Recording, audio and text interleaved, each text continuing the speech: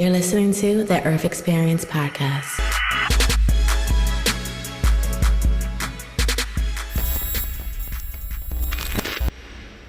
I'm Colten Barnaby, and I'm a father trying to create a better world for my children and all the children of the world. Who am I? I am someone who is annoyingly passionate about understanding things. And so I think Proverbs 4:7, my favorite Bible passage since I was a child, and all thy get understanding is just something got into my skin with that. And I just can't let something lie. I'm always asking the next question and getting on someone's nerves. I love that. Oh, I love that. So I came across your content. I was like, oh, I have to talk to you. And I want to share what stood out the most. One, you mentioned that you were well versed in the Bible. You read the Bible, you went to the schooling and all the things, and now you have a new understanding. I want you to talk through, and I know you've talked through this with your audience already, but I've heard the story a few different times. I've heard people have read the Bible from front to end, and now they get closer to God. And some read it from front to end, and they're like, I don't know if I should be here. So tell us where you are and the first thing that got you there. Like, what stood out to you? Like, oh, I want to change my mind on something. That's such a good question. And it's funny because even beyond reading the Bible, in my content, I posted a story about this the other day. I will have comments on the same videos, and this happens frequently, where one person will say, this really helped strengthen my faith in God. Thank you so much. My faith was struggling, and this really helped me. And then another comment will say, thank you so much. I was really struggling, and I didn't feel confident walking away from my faith. And this video helps me understand that it's okay for me to leave my faith behind. People just take things however they're going to take it. It's amazing. But for me personally, the first big thing that really made me go, wait a minute, everything I understand might not be right, was I was raised in a background in a denomination that was a oneness, holiness, Pentecostal church, which one of the things there was meant we were oneness in that we rejected a belief in the doctrine of the Trinity. And we believed there was, instead of one God in three persons, there was one God in one person who expressed himself as Father, Son, and Spirit. When I got to college and I started studying church history, I had always been taught that what we believed was what the apostles believed, and that the doctrine of the Trinity didn't come to hundreds of years later. And there's something true about that it wasn't fully developed. But when I started studying the first and second century church fathers, people who were either trained how to understand the Christian faith by the apostles themselves, or one generation removed, trained by the people who were trained by the apostles, they didn't have a fully worked out doctrine of the Trinity, but what they had was very different than what I was taught. And it was the first time going like, wait a minute, who do I think knows better? The people that I follow in 1990s and the 2000s, or the people back then in terms of understanding what it was meant to be. So what's crazy is I no longer believe in God. I'm an agnostic atheist. And the first step in my journey to becoming an agnostic atheist was actually beginning to believe in the doctrine of the Trinity. Wow. Yeah. Because it showed me, whoa, if I'm wrong about this, I could be wrong about anything. And so I just was like, well, the truth is the truth. I'm never going to go wrong as long as I'm seeking after the truth. And so I'll just keep pulling up at this root of the truth, and I'm not going to be scared to wherever it leads me, because wherever it leads me is going to be, hopefully, the truth. So when you're growing up, I imagine that you came from a household that went to church. They instilled these belief systems in you. What was it like for your church experience? Like, did you like it? Did you find things to be odd or awkward?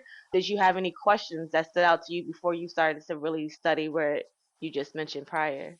Great question. I was all in 100% from a very, very young age. So my dad is a Pentecostal pastor. My grandfather is a Pentecostal pastor. And my great-grandfather was one of the first Pentecostal pastors who just this weekend was inducted into the Ministerial Hall of Fame for the Apostolic Church.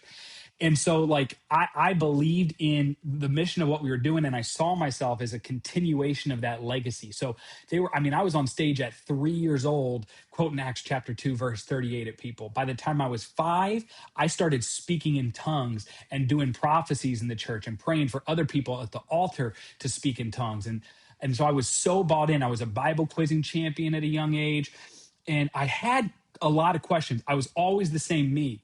But then my questions were not and never have my questions been because I want to undo something. It's because I wanted to understand it better. So from a young age, for example, that I explained the oneness part of it. The holiness part of it meant women can't wear pants or makeup or cut their hair ever or wear jewelry. Men shouldn't wear like short sleeves or tank tops. They shouldn't wear shorts. They should wear long pants. You don't go to the movie theaters. You don't watch television. And I remember asking a question at a youth camp. We had a breakout question and answer session. And I was like 11 years old.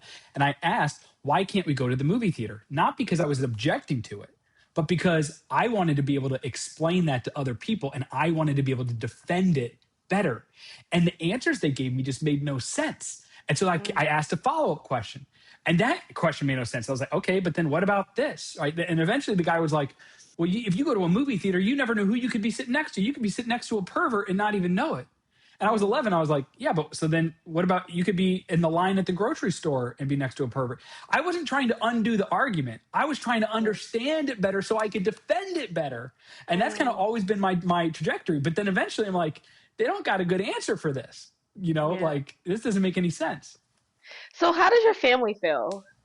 Is it some of the work that I do here is just exploring belief systems, and I try not to lean one way or the other. I just want to have discussions to see like how people make meaning of life, because it seems like to me that there are people who are in the faith and they get it, like they got some secret answer, like it's making sense to them.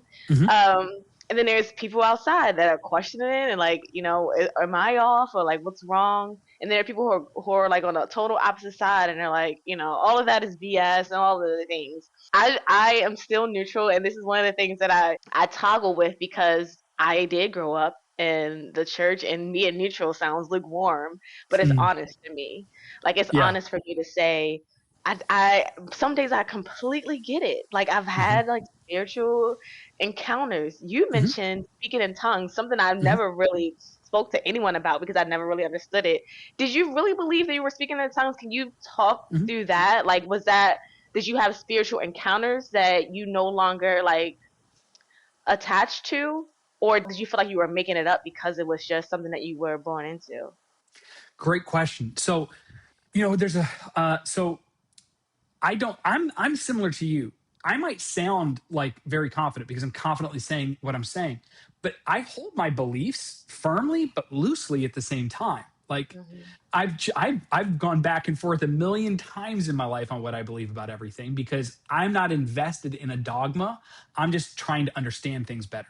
And as I understand better, my position might change. So on something like speaking in tongues, I think as a 5-year-old, you're not really equipped to really understand almost anything because you're 5. Like I have a 4-year-old now. I'm like, if he came home tomorrow and was like, I'm speaking in tongues now, Dad, I'd be like, okay, bud, like, and, but, I think I think what's likely to happen is people get worked up into an ecstatic experience because you can witness a very similar what's happening in those kinds of worship services that I would be in, where at the altar, you're travailing in the spirit for hours at the altar and getting worked up emotionally.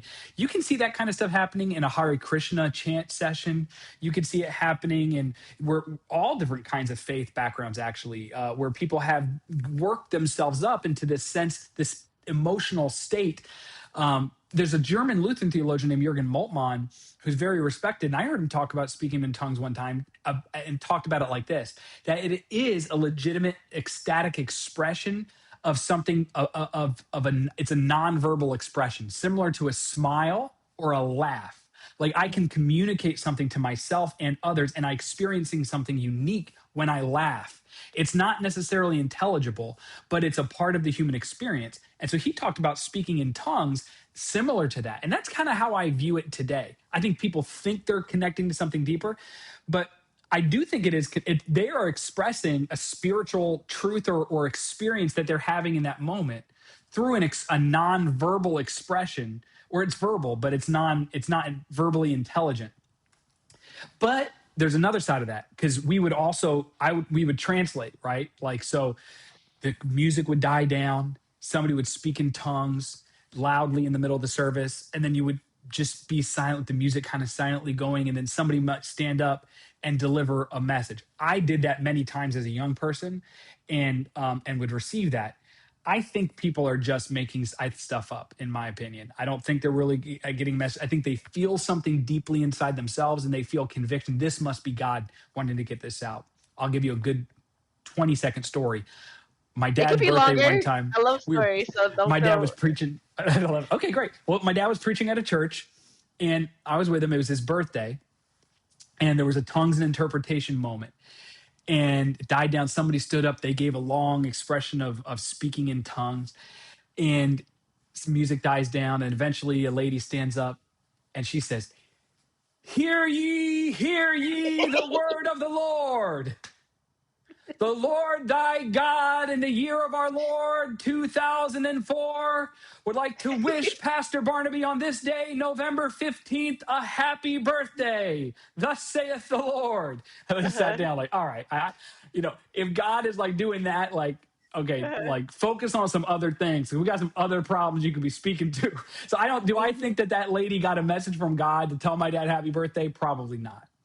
But she might have felt that it was. And so I think there's a dual thing there. Is it really happening something outside of them, or are they trying to express something that's happening in them? I think that's legitimate, just in a different sense.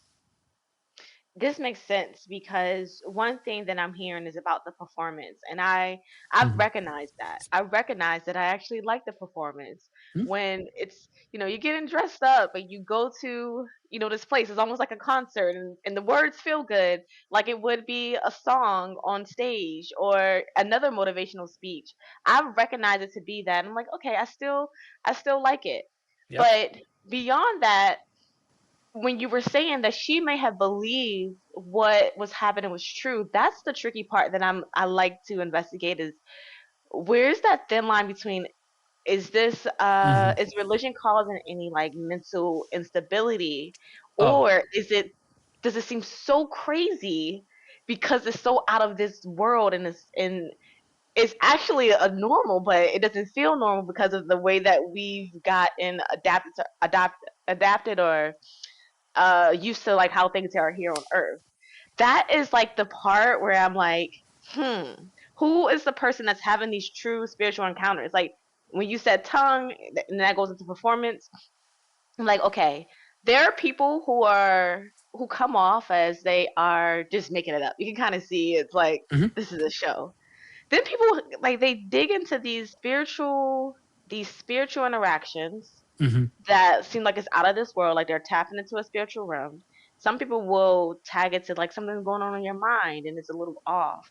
Have you had anything like that Mm-hmm. where it's like, okay, this is beyond me thinking this is performance or me making it up. Like this does feel outside of my body and mind. Mm. And have you ever tagged that to anything? Did you tag that to being like, oh, this is just off? I'm like mentally not here, or did you actually feel like you encountered something beyond this world? I think when you're having an ecstatic experience like that, you're not really in the mental framework to be able to distinguish between reality and non-reality. Um, I think that's where discernment in church leadership is important. So, for example, the people in church leadership are there to lead their congregation, and they should not just allow all manner of foolishness to take place. I've Mhm. seen my dad stop somebody in one of those moments because what they were saying was he could tell like they were, whether they were doing it consciously or subconsciously, they were taking that moment to put down another person in the church and to speak in a Mm. veiled way that was like criticizing or critiquing somebody else. And I saw my dad get up and say, "Hey, stop that right now. We're not going to do that here. Sister, we love you. We love you, but that is not what these moments are for." And so like there was a moment of like spiritual leadership and discernment that he had in that moment to step in and stop something in terms of the question of when does it become harmful. So like my question is like, what is the impact? Is the message in alignment with good teaching, good Christian teaching, whatever you think that is? Mhm. Or is it out of alignment? Then to that degree, it almost doesn't really matter because I don't know what experience you're having. I can't tell, you know, whether or Yeah. not you're really having a spiritual experience or not. And I'm not in the business of telling anybody else what they are and aren't experiencing. I just know what I have and I haven't. And I don't think I've ever had a moment that looking back on it was really receiving some kind of word. I genuinely believe I was worked up. I was in the moment. And because that's just personally what I believe. I think that's likely true for other people as well, but I don't know. And I'm not interested in even Yeah. really commenting to people on it because, once you start telling people what they do and don't experience, we're not equipped to tell if something is an outside of us experience it because the brain is powerful. And so you Yeah. can conjure all sorts of things from your mind, that's a tricky one, but I don't know if that answers your question or not. Yeah, I mean, you mentioned it slightly when you said like for your own personal experience, you feel like it was just worked up. Were those just I just felt highly emotional, or did you see things that like Mm, in your day to day life where it's like that had to be God? Those are and I wouldn't want to tag anyone and say like that's that you didn't really experience that. That's what I've really learned in this entire experience is that I cannot tell anyone after experiencing something that I didn't know how to explain. I realized that I could be in any state at any moment. Um, yeah. where I once believed something, like we talked about this just not too long ago, and now I believe something different. So one Hmm. thing that, like for me personally, I never really had any interactions with like when people say they can see things or Hmm. like they could like I think like a psychic versus a prophet, like they can see Hmm. into the future or like healing hands Yeah. or like people would do like tarot cards and all those things or they could see like different spirits. People would tell me the stories, but because I never had any interaction with that, it was Hmm. hard for me to believe it. I only Yep. had like one thing where it's like, oh, it seems like there's power in the name of Jesus, and it felt real. But when I'm looking at all of the content around that one experience, I'm like separating the two. Like I Mm, separate that one experience. I'm like, I mean, I try not to lie to myself right. because I can see That's important. when I'm in a church, I can see that the music has impact on me, and that's probably Right. why I'm emotional. But I'm still receiving that feeling like it's true to how my life is at that moment. Yeah. But when things like kind of tap into like a spiritual thing, I'm almost like, I don't know, maybe there's something beyond this world. Here's what I think. I think I can't tell you what you didn't experience, but I can tell you based on what I understand whether or not I think your interpretation of that experience is correct. Because we can't conflate the experience itself with the way say we understand and articulate what the experience means. So, an example is I might prescribe somebody who's telling me that they have a God experience because I grew up with this and I did this myself. It's like, oh, well, that's God. That's a God thing. Like, there's no way Hmm. that's not God. And it's like, well, maybe something did happen that was unlikely. That doesn't mean that it was God. They didn't, because what they experienced was the unlikely event occurring. They didn't experience, unless they're saying they did, God reaching down and do something. We're usually imputing meaning onto it. So I would prescribe them maybe 10 episodes of Scooby Doo. Like, hey, you need to watch a little bit of Scooby Doo and see how convinced every episode the people are that this is a real monster until you uncover some clues. You find out is old Farmer Brown wearing a mask. You know what I mean? Like that experience you had might have felt real, and it may be like the experience was real, but it doesn't necessarily mean what you think it means. You got healed. Well, that must be God. Well, I don't know. It could. Which God? How do you know it wasn't Muhammad? Or, pardon me. How do you know it wasn't Allah? How do you know it wasn't Vishnu? How do you know it was Jesus? How do you know it wasn't the devil trying to deceive you, Yeah. giving you doing a work of magic to try to convince you to believe this false doctrine? It could be the interpretation could really be anything, and so you should be careful about trying to just trusting people's interpretation of the event that happened. Okay, let's sit with this for a little bit. Hmm. So, did you go through this process with anything when you were going through, maybe the term is not deconstructing for you, but just reviewing your faith or analyzing it, where there was a particular moment or story that you can share where it's like, Mm, I thought this was God, mm. but for your personal story, like I thought this was God, and then this is how I looked at clues, or I started to, take that apart to be something else. Did you have anything Yeah. like that, or was it always Yeah. like you just felt highly emotional? No, I think so. Like when I was 5, my parents separated, and it was pretty traumatic, right? Like Mm, mom took us away to live with some dude she met on AOL in a chat room. My dad didn't know where we were. My dad finds us. Him and my uncle show up. They break into the house in the middle of the night. They take me and my brother. I'm like, what's going on? I'm 5, right? We get into a car. Cops find us, take us back to my mom. It was like a whole traumatic thing that lasted months and months and months. My mom and dad eventually got back together. And they used to sing this song because, they're pastors. So they used to sing this song together in church. And for years after they got back together, I thought God brought my parents back together. God rescued their marriage. God restored their love. And they would sing this song together in church. My mom on the piano, my dad playing the bass, both harmonizing. And it's a song written between God, about God's love between God and man. But every time that they would sing it, I imagined it, and I felt the Spirit. I felt like telling me, like God telling me, this is about your mom. Like, this is about the love between them. The song was, nothing can separate us from the love that Jesus gave us. Nothing in the past, nothing to come. No power can come between us from below or from above. Nothing can separate us from his love. And I imagine God was telling me, Colten, that's the love between your parents. They'll never be separated. Until I was 12 and they were divorced again. My mom moved to Canada and my life was thrown into upheaval.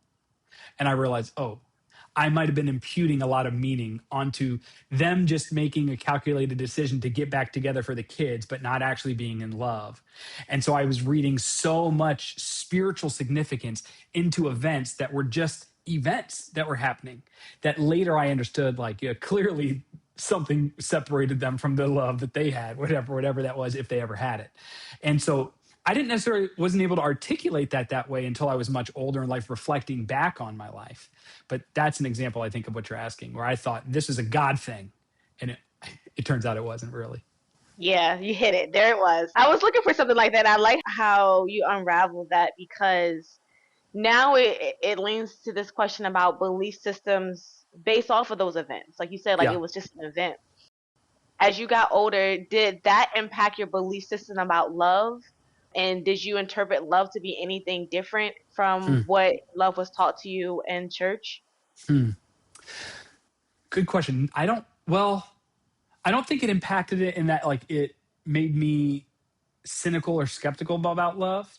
I think it impacted me in a sense of being very realistic about it, to where I understood, I feel like from a relatively young age, that the way if we're talking about romantic love, like the way that I treat my partner matters, and that you can damage and wound each other in ways that destroy your ability to love each other. And so that you should be very, very intentional about that from the very beginning, and that you should never try to force somebody to be with you out of obligation.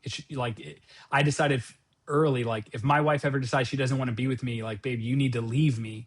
I mean, don't do it on the first feeling, but if it is persistent, the last thing I need is for us to try to ever stay together for the kids, because that ended up being traumatic for me. That's something a lot of people do, stay together for the kids, until it blows up into an even worse thing. And then you can never do joint Christmases together because you hate each other's guts so much. You know what I mean? Versus separating and learning to co-parent. So I've been married now. I've been with my wife for 16 years this November, and we've been married for over 12 years of those 16. And, my parents, their entire relationship only ever lasted 17 years. So that's a crazy thing to think, that my relationship with my wife is about to pass my parents' relationship in time that it lasted. By this time in my parents' marriage, it was a shell of a marriage. We're learning to love each other more every day. And so I think what it did was it did teach me how precious love is, and how valuable it is, and how you should treat it like it's fragile. One thing I always say is that if you want to have a good relationship and a good marriage and a good love life with your partner, then you should always say that divorce is always an option. Like, my parents lived under this statement for too long. Divorce is not an option. I think a lot of people think that's where love comes from. That's like taking a box full of china, fine china, and writing "not fragile" on the side of the box, and then shipping it across the country. What do you think is going to happen to that box of china? Putting you stuffing it with no packing peanuts, no bubble wrap, no newspaper. You just let it fly. It's all going to crumble. But if I really want to keep safe what's in there, I need to recognize its fragility. So I'm going to write fragile in big red letters. I'm going to take care to put packing peanuts and bubble wrap and wrap each dish in newspaper before I ship that across the country. Why? I'm recognizing that if I don't treat this thing right, if I don't respect this and treat it as fragile, I'll break it, I'll lose it. But if I recognize from the very beginning, this marriage is fragile, this relationship is fragile, if I don't treat it with care, divorce is always an option, because divorce is always an option. Somebody can always leave somebody if it gets bad enough, no matter how much you want to pretend like it's not an option. Because I think we treat it with that level of care and honor and dignity and treat it like it's fragile, I think we've just strengthened it over time. Oh, this is so good because lots of this is blending. Good. What I wanted to draw out in this conversation with you was when you start to remove framework for like how you see life, how did you cling on to those belief systems even though you grew up where it says like divorce is not an option? So there's some thinkers who've been tremendously helpful to me on this, particularly someone named Bell Hooks. Are you familiar with her work at all? Yes. So, Bell Hooks and she uses M. Scott Peck's work a lot as well. Talk about love and talk about like what is the meaning of love? Because oftentimes I think most people in society and in culture, especially growing up, actually was not given a framework for love. I don't think anybody in the church is really given a framework for love. Outside of First Corinthians, we're taught some good things, but kind of just are received mostly as like a set of platitudes from people. Because then what does that look like? And, in her book, All About Love, Bell Hooks sets out to provide a definition for what love is. Because a lot of times we just talk about it as a feeling, right? Well, love is a feeling. It means a different thing to you and a different thing to me. Okay, well then love doesn't mean anything, because if we're not even talking about the same thing when we use the same word, then we're not having a conversation about the same thing. So, and I might get this wrong. I might not get it exactly right. She uses M. Scott Peck's definition of love, which is that love is the willingness to extend oneself for the purpose of your own or another's spiritual growth. And that love is not a feeling, but love is an action. Love is something you do. In response, she gives a framework for what most people really mean when they talk about love, which she calls cathexis, which cathexis is like an emotional investment that we make into a person, an idea, a thing, a place, where because of time spent with them, experiences we've had with them, positive feelings that we've had around them, we create a cathexis, a sense of emotional investment, or a pot commitment if you're a poker player, right? We become pot committed to this person, place, idea, or thing. Even when that person, place, or thing is no longer extending themselves to love us, and we're not extending ourselves to love them in a way that nurtures their spiritual growth. This is how you end up in relationships where someone is abusive, and that person, somebody else keeps coming back to the abusive partner because I love them. Well, not under that definition of love. You might feel a sense of an emotional investment. You're overly invested. You're too invested in that person, but you don't really have a commitment. So that framework for understanding love as an action, as a thing that we do, as a verb, not as a feeling, right? Not as a noun, has been really powerful in terms of me developing a concept of even what I mean by love. So you mentioned the 16, 17 years with your parents and then your own relationship. Mm-hmm. Where we're moving, the lack of understanding of love from the church upbringing. Now we're coupling it with something that we get from Bell Hooks. Personally, as a man, and I'm always interested in this, what is it that you like about marriage? Like, is it something that you hold on to because of anything in particular? And the reason for this question is like you mentioned, like your parents got divorced. We also know that people can leave at any time. Mm-hmm. And with this definition of love and spiritual growth for someone, it really could be with anybody. Mm-hmm. Is there anything in particular that makes you hold on to the love that you have for your wife, or even the idea of marriage? From my understanding, it seems like marriage is heavy in faith, and religion, and I think it's probably has its different variations that stem from that. but I'm just interested in where you would go from that question. Great. So that's such a good question. And my mind is immediately thinking of different ways to answer it because I have what it means to me in my personal experience, zoom in and then zoom out what I think it means for society and its value to society. For me personally, I love having a partner. Look, I am just not good enough at almost anything in life to be able to attack it on my own. I'm just not. And man, I can't tell you how great it's been throughout my 20s and my 30s. I'm 36 now. My wife is 35. To have somebody to learn and grow with. And that's why I think it's important to pick a partner that you share similar values. And one of my greatest values, I told you at the beginning of this, is to seek understanding. What I found in my wife is somebody who's the same way, right? Just wants to get at the truth, get at understanding. And to have somebody to walk through, imagine trying to change what you believe about stuff with a partner who's more dogmatically focused, that's not interested in that. That's really hard. To have it with somebody that you can that can be there for you, uh, where you support each other. I think of it like pistons, right? Like no one is always up, right? Like pistons in a car to make the car move. Some pistons go up, the other ones go down. And that's what creates the friction to create the motion. Like by myself, I'm just one piston. With my wife, sometimes I'm up and she's down and I can lift her up and I can hold her up. Sometimes she's up and I'm down and she can lift me up and hold me up.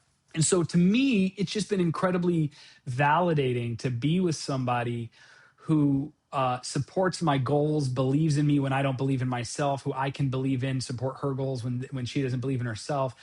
That's just been really cool. Versus like, because when people aren't in a marriage, and by the way, I'm not hating. Like, if somebody doesn't want to be married, that's cool. This is just what it's meant for me. And what I observed would be a nightmare, would have spent my 20s and 30s constantly in and out of relationships where I'm getting my hopes up and then feeling invalidated by a person and constantly dealing with nonstop rejection or having to reject somebody else or investing all this time.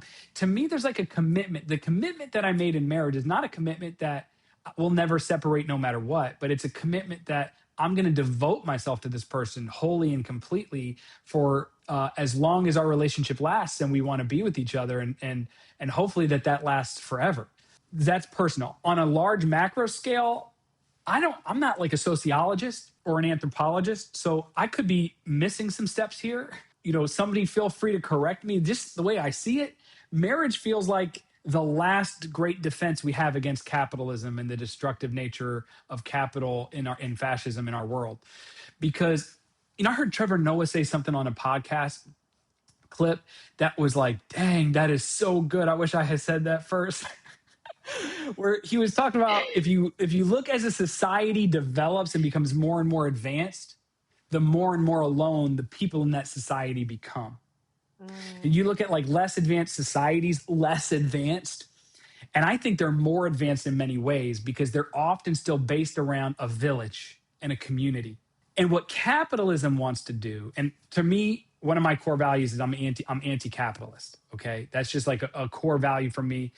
Not because I don't think capitalism wasn't a great development out of feudalism. I think it was. I just think, we just can't stop there. It's not the end of history, as Fukuyama said. Like, we got to keep developing because once you stop growing in life, I think you become stagnant. I think about everything in life like a pond.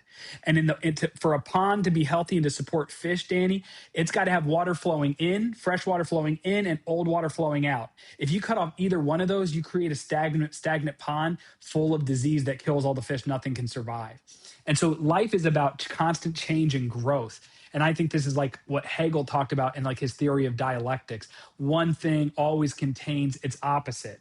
And through interrogating our assumptions and our questions constantly, we create this spiral of development that we grow through as a human society. So all of that to say, what capitalism seems to do to me is destroy community and to turn us into individual units of consumption. They want you to be as much of an atomized individual as possible. So first, it destroyed communities. Now, like, I pay $5,000 a month for daycare for my kids. Why? Because we don't live in a community where other people can raise our kids. why, even the whole myth of like the single mom being at home taking care of the kids, why that's so miserable is no one was ever meant to be trapped at home with a bunch of kids all day long as the only one taking care of them. That breeds mental health problems, that breeds insecurity, that leads to divorce because it creates enmity within the marriage. But in societies throughout human history, kids would be raised not just by their two parents, but by a community. And so I feel like we've watched capitalism destroy communities as we've gone. Now it's like the assumption is that you're going to move away from your parents, move away from your community base, go to some big city to take some job because that's where the money is, and now you're all alone.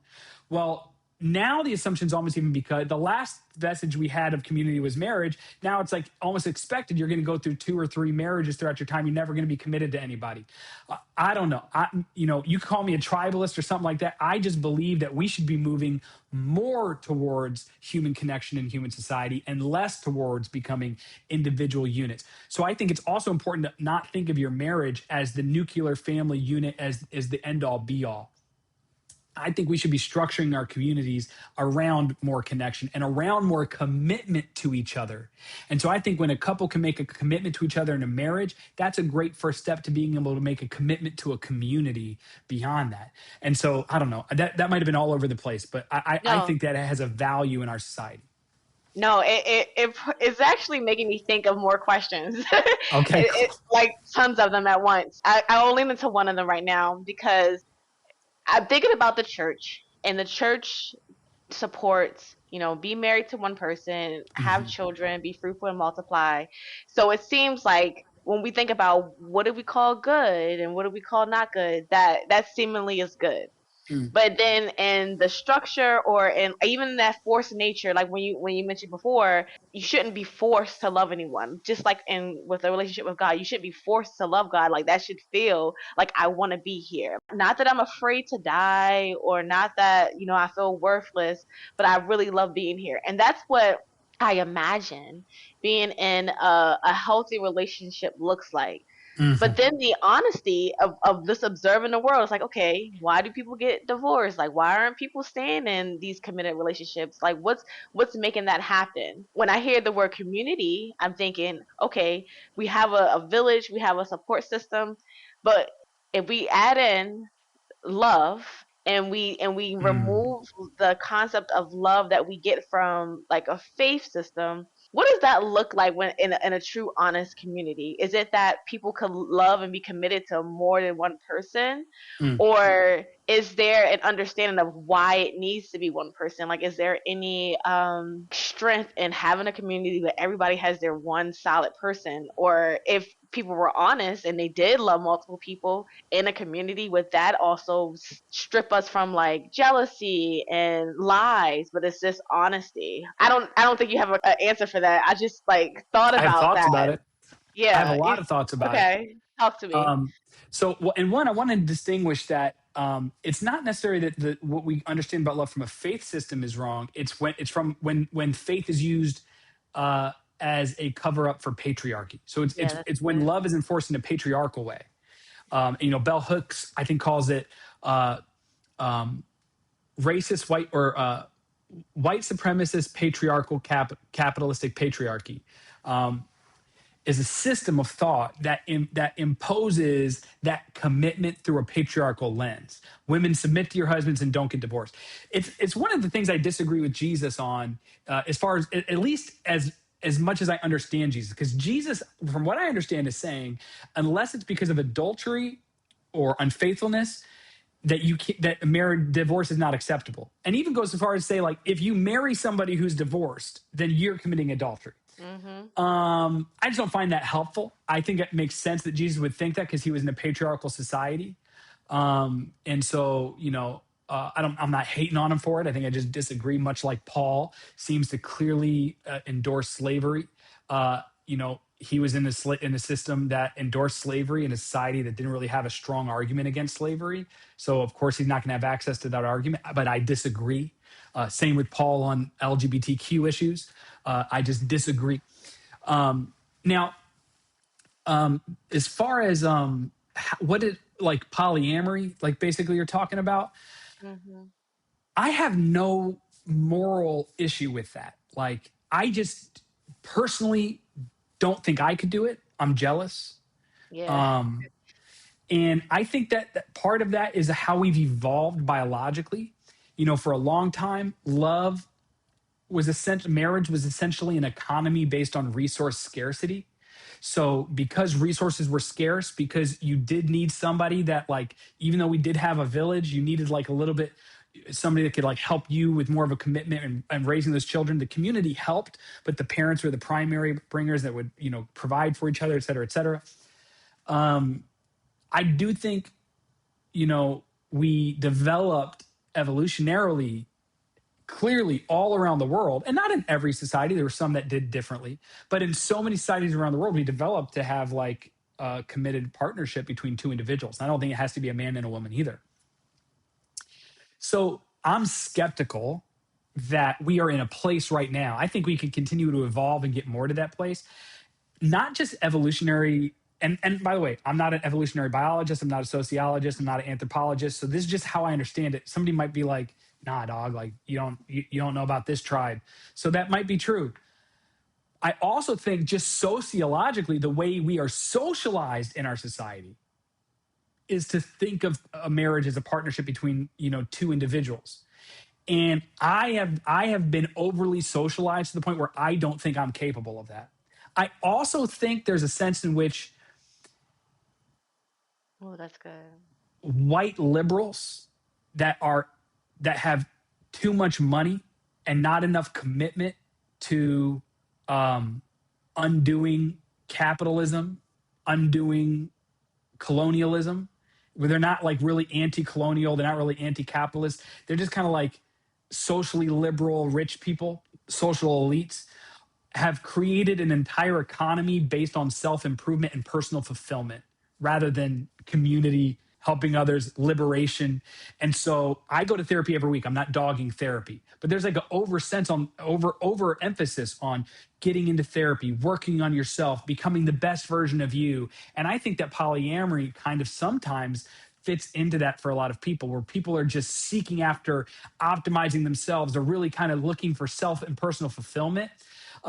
Rather than just getting committed to somebody or some group of people and like getting into it. But if commitment is hard enough between two people because of jealousy and because of getting on each other's nerves and bothering each other, I just don't know how that works with multiple people being committed to each other in the same way. If you can do it, great, beautiful. I don't have any moral problems with it. I just don't really see it as like a helpful thing right now with where we're at. I'm reminded of a conversation I had with someone who was honest, and the fact that they wanted that lifestyle. And they mentioned that the reason why they wanted that lifestyle was because of the lack of that they had from their childhood with their mother.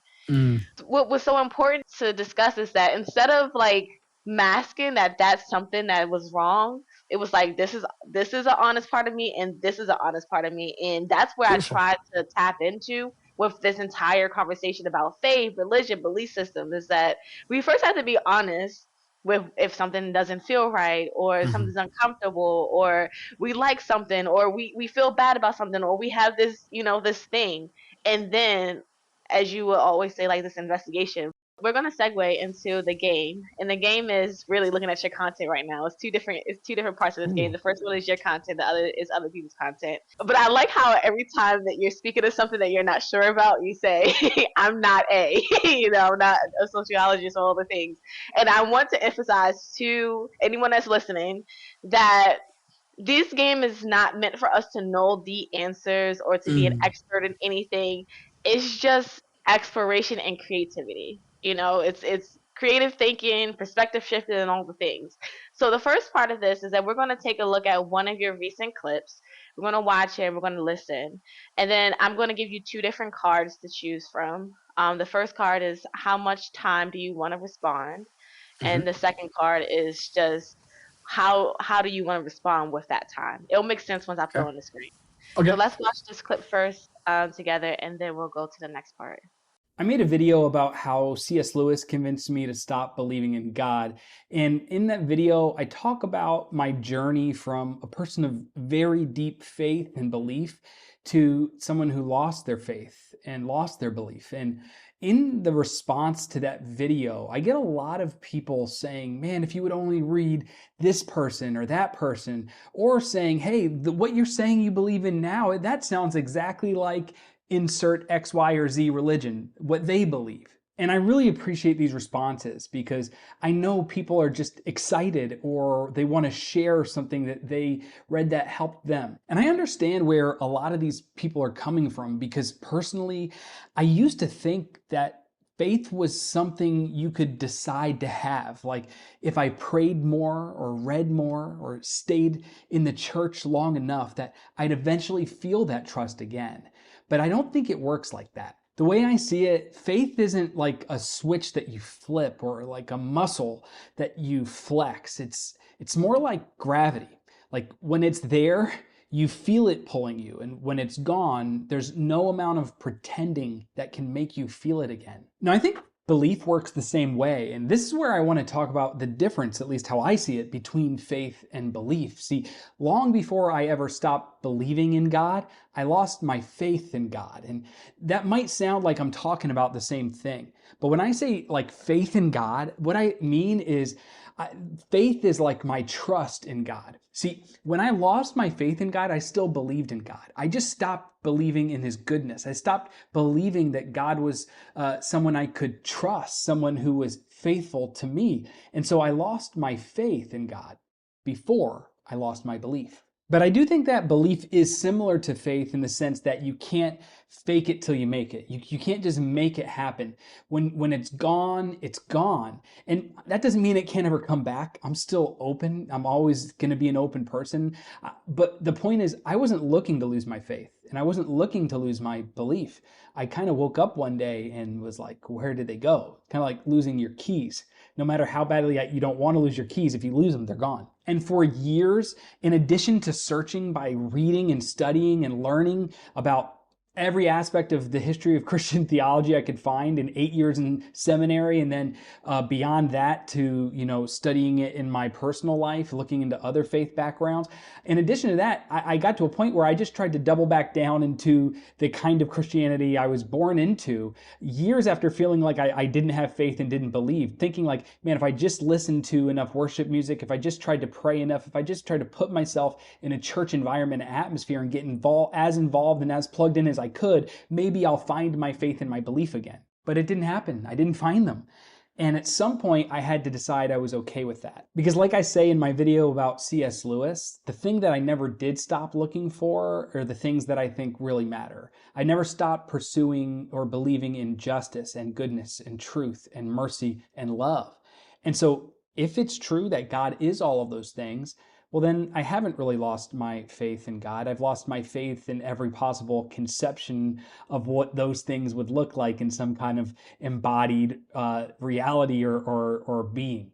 And I'm looking forward to seeing it like, brother, welcome to Islam. This is Islam. Or what you're saying is Tao. Or welcome to Vedanta. Or hey, have you not checked out Catholicism? Because Vatican II clearly says, I get it. And I actually really appreciate those things. They don't bother me. In fact, they give a lot of weight to some of the things that I believe, that if there is some kind of fundamental underlying truth or reality, that it's breaking through all over the place, everywhere, all at once. And if there's not, then at least we as people who have evolved are learning to see beauty in the same things, all in different places, all over the world, and to come together. And maybe that gives me a little bit of hope for humanity in our future. I just want you from here to just choose 1, 2, or 3. 1 represents how you're going to respond in 2 minutes to this content.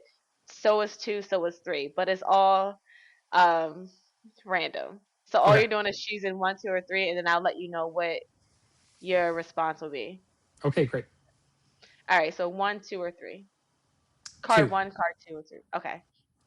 2. Okay, 2. All right, so 2. If someone who completely disagrees with you watched that clip, what would you hope that they take away anyway? Okay, so if somebody watched that video and they still disagreed with me after, what I would hope that they take away is that I am the kind of person that is open to having my perspective shifted and changed, and that they should still engage with my content because I'm trying to foster a space not of know it alls who aren't interested in hearing other perspectives, but of people who are passionate about seeking understanding and truth and asking important questions. And then not just settling for patty cake answers. I also would hope that even if they disagree with me at the end of watching the video, that they feel a little bit unsettled, that they walk away feeling a little bit unsure about how they can defend the fact that they disagree with me. Because for many times in my life, as I disagreed with people that presented views that were different than me, it took me a while to really change my mind. Like, you shouldn't just change your mind about the things that matter to you willy-nilly. You should really investigate them. And so I would often hear an argument that I disagreed with, and here's what I want them to do. Instead of just rejecting it outright, think about, okay, is there anything here that does challenge something I believe? Well, let me investigate that, because either as I continue to investigate it, either I'm going to have my own beliefs affirmed or I'm going to have them challenged more and more. And then ask the next question. When I was a kid, my dad got me a Bible, or got me a book on world religions for teens. And even though he was a Pentecostal pastor, he told me, son, I want you to read about all these other world religions, because I do want you to be a Christian just like me and to believe like me. But I don't want you to believe like me because that's what I gave you and handed down to you. I want you to believe it because you investigated and interrogated the truth, interrogated your assumptions, and you still landed where I am. And is the time up? Yeah, it is, but it didn't do what it was supposed to do. So Okay. that's why it was supposed to go to the logo. But well done, well done. I think this is probably the most successful so far because I've been trying to get my instructions together. So Okay, yay! good. Before we go into this next part of the game, you mentioned your fathers, your grandfathers, and that they're still actively in the church. How does that feel? The relationship dynamic, has that changed? Do you feel like an outsider? In some cases, I talk to a lot of people who have been in a cult, come out of the cult, and relationships are ruined because of it, Mhm. especially if it's heavy in faith. Sounds like you had a good foundation of like being able to explore. What does Mhm. it look like for you as far as like your previous relationships, and how you used to be in a faith, and developing new ones if you have to, Good with question. family I'm, and or friends? I'm very lucky with my mom and dad that they both told me from a very young age, like, hey son, like, I love you unconditionally. I love you not because of what you do right or wrong, but because you're my son, and it's always going to be that way. And so I felt very comfortable always talking to my parents about what I was thinking, what I was going through. And so I have a great relationship with both of my parents today, even though they think and believe very differently than me about almost everything. Because one, I never stopped being a son who honored his parents. I also understand that I'm not interested in changing their minds or making them think like me. Their journey is their journey, and they're going to die someday, and the world is not going to be different because I got them to change their minds about stuff. But what can change the world is loving people even through disagreements. And I think I'm very committed to, like we talked about already, community. And so building community and strengthening community, I think is more important than getting things right or having good opinions. Because if you have all the right opinions, but you forsake community, then you know, I think that's how fascism wins. So still have a great relationship with both of my parents, but there's just some things you just don't press and you don't talk about too often because it's not fruitful to do so. Mm, that's good. I like that. And I would hope that a lot of us could adopt that same perspective, because Mm. you'll notice that belief system. They say you can't talk about religion and you can't talk about politics, which I try to talk about as much as I can because I want to get out of that. Why can't you? Like, Yeah. it's so weird that you can't talk about these things. And it's also odd that people, their relationships are torn apart because things change and shift. I don't feel like that's honest to make people, believe something if they have a question about it, and you're at odds. It's like allow people to grow and Hmm. evolve and exist in the fact that something doesn't feel right or they still question it. I imagine that what would be most fruitful if people really believe that their faith was the faith is that you would adopt a belief system of allowing people to evolve and to go Hmm. and to change and to Yes. think differently. If you're trying Hmm. to force me to love you or force me to believe in your doctrine, I believe that's just going to make me move further away. Hmm. Because it's all like the forcing part is like, Yeah. this can't be true if I have to be forced into it or Yes. am I feared into it. There has to be something wrong with it if that's the only way. And we're going back to the relationships and love conversation. It's like, Mm. I could not imagine being forced into a relationship. I Hmm. would love it. I would love for it to be organic out, and I also would love for it to be some type of spiritual thing, but maybe not, you know. But Yep. if we talked about our brain and how powerful it can be, how powerful would it be to just imagine a love that's not Mm. forced to run into that and create it because your brain is that powerful. Like if we are going Yes. to say that a lot of our spiritual encounters are about, you know, what our brain is tricking us to do, we could trick ourselves into like getting rid of these concepts that hold us down or separate us Mm. and all the things. Yeah. But I don't know if you had any thoughts about that. I'm gonna go into this next game. All right, 1, 2, or 3. These are all Reddit's threads that we're gonna read. That's in your domain. We're gonna pick one, and then we're also going to have a response, and then 2 minutes on the clock. So all I need you to do right now is pick 1, 2, or 3 for the content. You can't see the cards, of course, Okay. so you're just picking a All right. number. I pick 3. Okay, 3. All right, and then I'm just going to do 2 minutes. Usually pick a card for 1 minute, 2 minute, or 3 minute. And then now for your response, pick 1, 2, or 3. 3. Okay, great. All right, so for this first one, I'm going to share the Reddit on the screen. All I need you to do is just read it. Okay, there we go. What do you think is the future of religions in the next 100 years? Do you think they will still have so many believers and even more power than right now? I believe that the new generations will mostly be atheists, and if medicine will advance very fast and people be immortal biologically one day, I think religions will lose their meaning immediately because most people believe in religions for life after paradise. Okay. All right, so for 3, we're going to have 2 minutes on the clock again. And you're going to respond to any phrase from that post that you want to. It could be a full sentence, it could be the question itself, it could just be a word, and you're going to lean into it. And you're going to find either a story or a perspective that you want to lean into for 2 minutes, So, inspired like, by that post. okay. All right, 2 minutes in the clock. Okay, so this is, I think, a really interesting question, and I think that the person is wrong. Well, I don't agree with that. That things are going to go in that direction at all. I think that people will always be religious, and I think they'll always have spiritual beliefs because I think that the scientism, the idea that everything in this life can be explained through mechanistic structures is just wrong. And I think that consciousness is the best argument for that. In his book, All Things Are Full of Gods, Eastern Orthodox theologian David Bentley Hart lays out a very interesting argument for the existence of something that's transcendent through the argument of consciousness, where he has the book is a Platonic dialogue between 4 Greek gods: Eros, Hephaestus, and oh man, I'm sorry, I'm forgetting the other 2 gods, where they're debating the existence of God Big G, right? And so I find that really interesting because it's a difference between there's a category difference between what like a Greek god would be and then what like a god that is the ground of all being and the ground of existence would be. So that being said, I do think there might be something going on, and at the very least, even if there's not, I don't think science will really ever explain consciousness. So I think there will always be people that believe.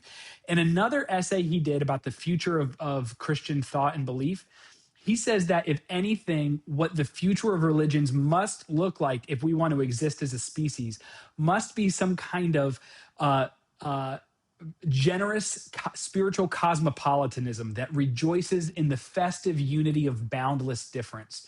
So, a society where there are churches everywhere, mosques everywhere, Hindu temples everywhere, Baha'i temples everywhere, where we rejoice in the festive unity of our boundless difference in interpreting our experience.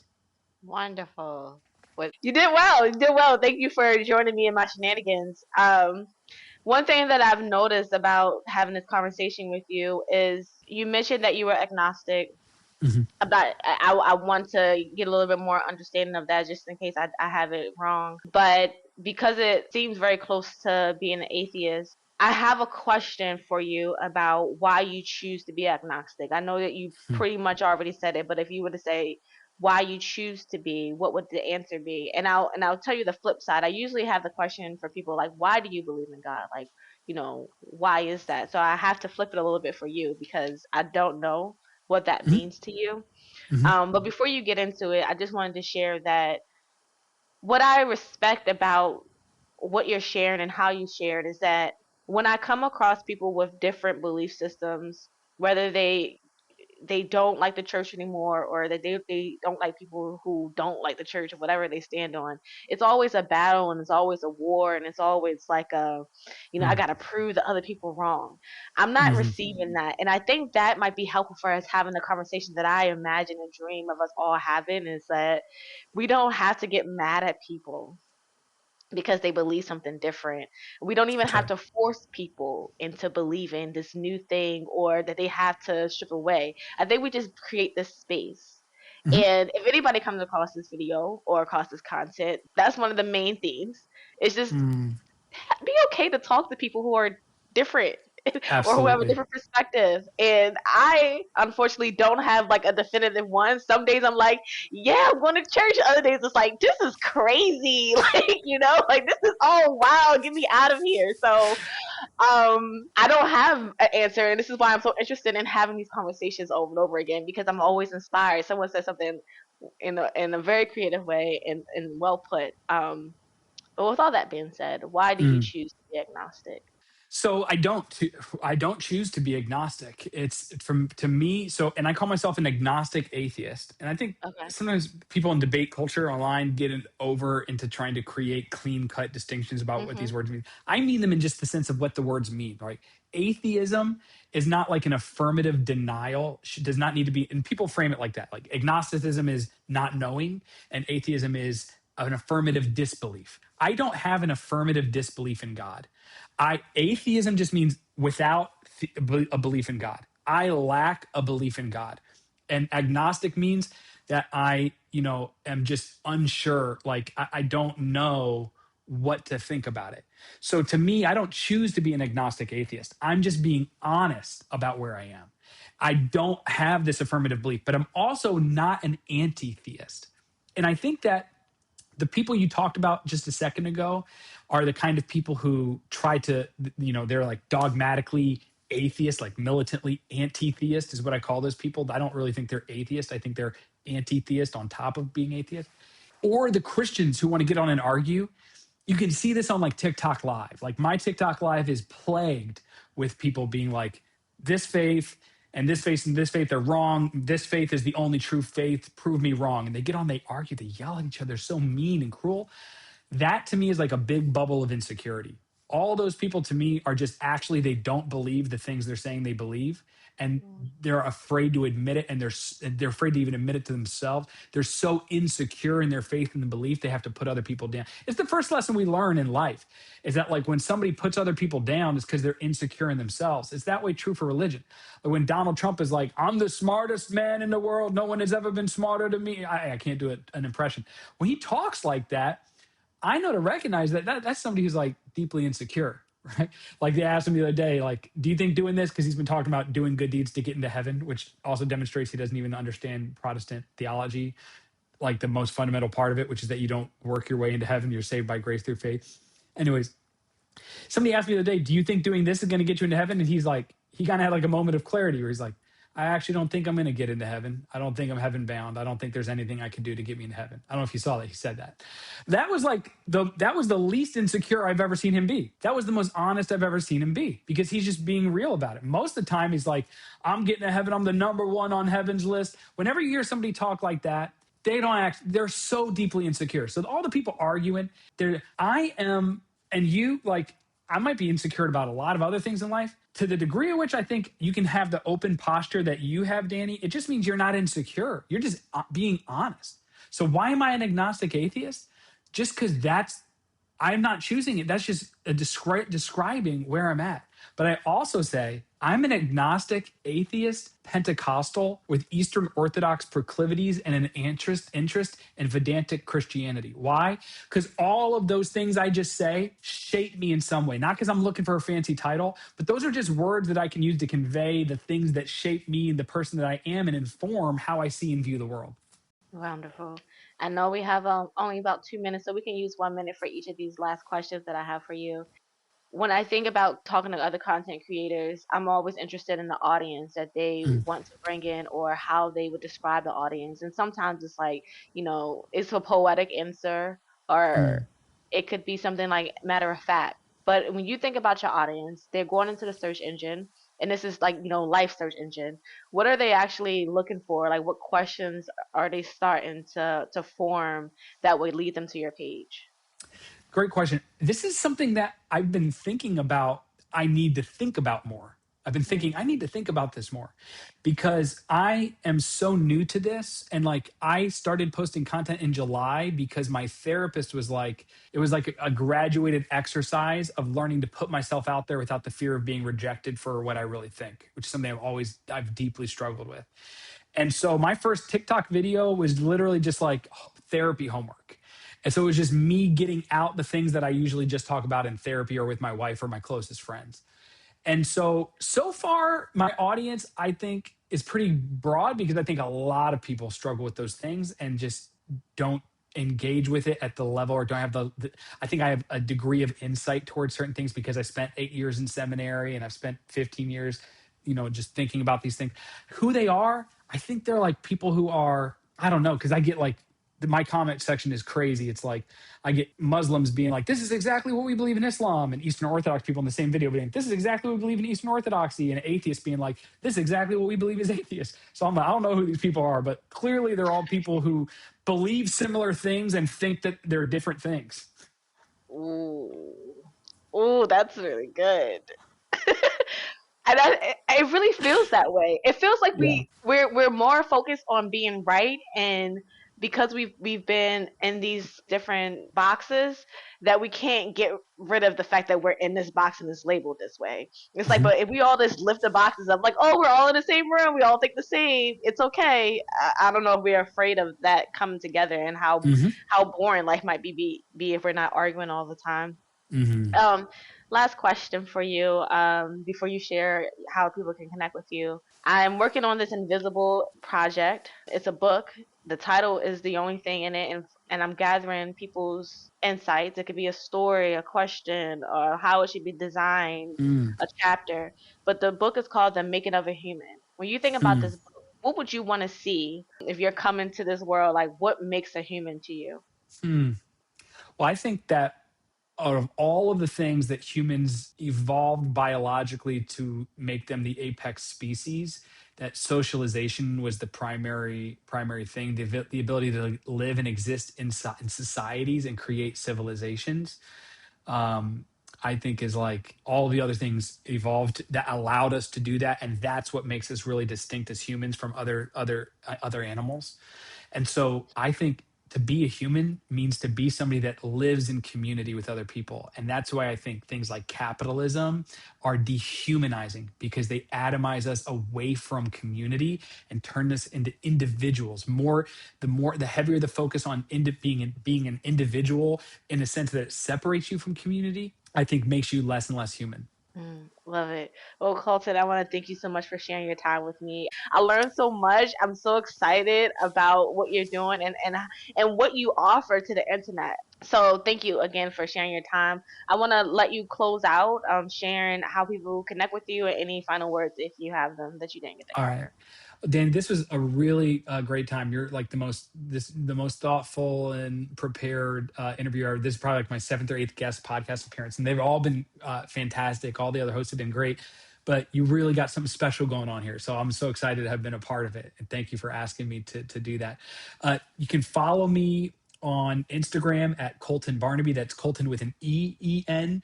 On TikTok at the same handle. On YouTube at Colten Barnaby 1. And we just launched a brand new podcast, my friend Josh and I, called Ask the Next Question.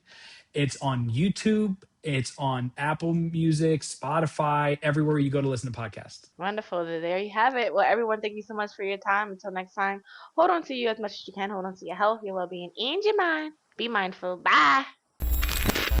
Breathe.